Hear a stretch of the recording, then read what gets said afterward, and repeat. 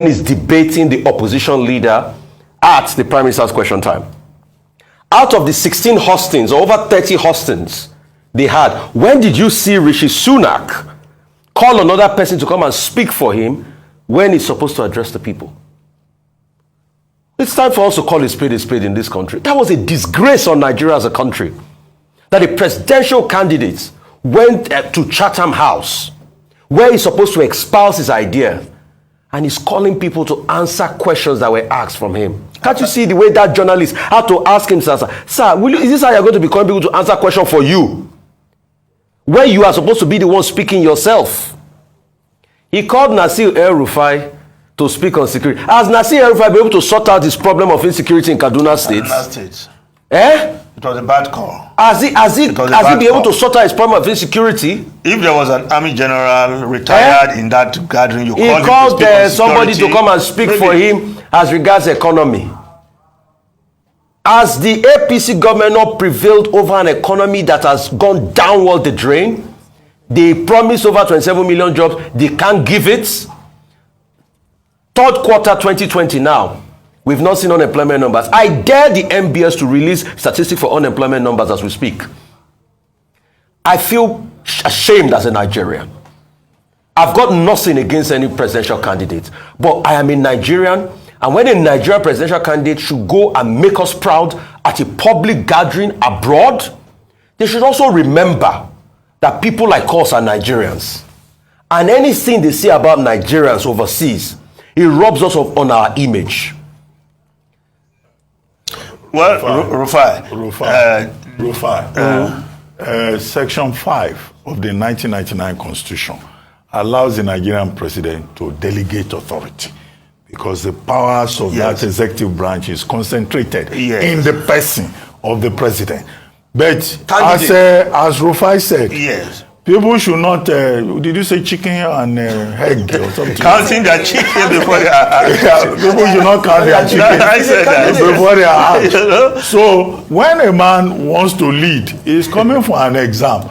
People want to assess you. Yes. My friend, you do the questions yourself.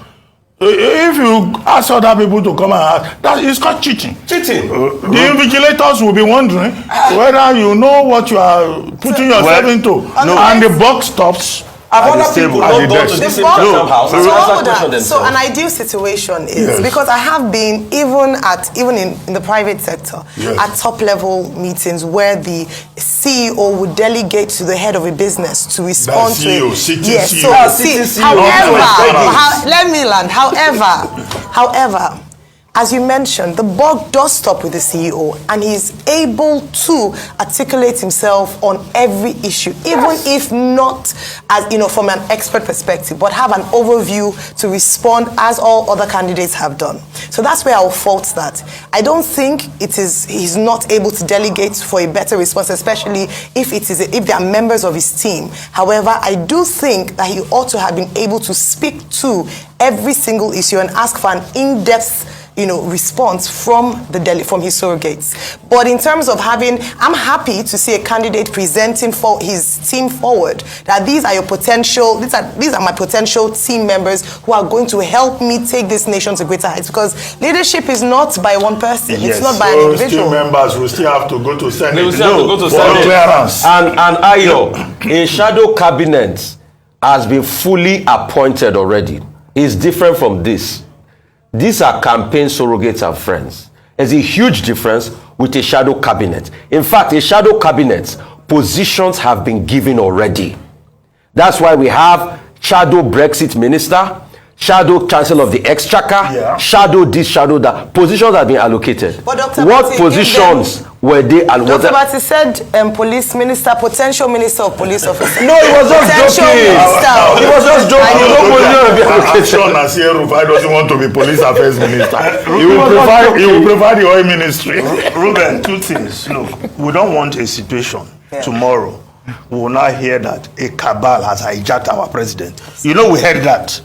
Yes. And now we are forming, whether you call it teamship, I don't know what that means, or in future we'll not be hearing that it's a cabal that is taking decision for our president. We don't want that. But from the performance of Asiwaju yesterday, Ruben, if you don't sympathize, I do. I can see why he cannot come to our town hall meeting. Who will answer all those questions for him? Will he be picking his team from the crowd to answer those questions? So I can answer straightforward questions. No. Yes, no. They are not. Were those questions just not straightforward? They were straightforward questions. If you don't know how to tackle our security problems, the president, say it yourself.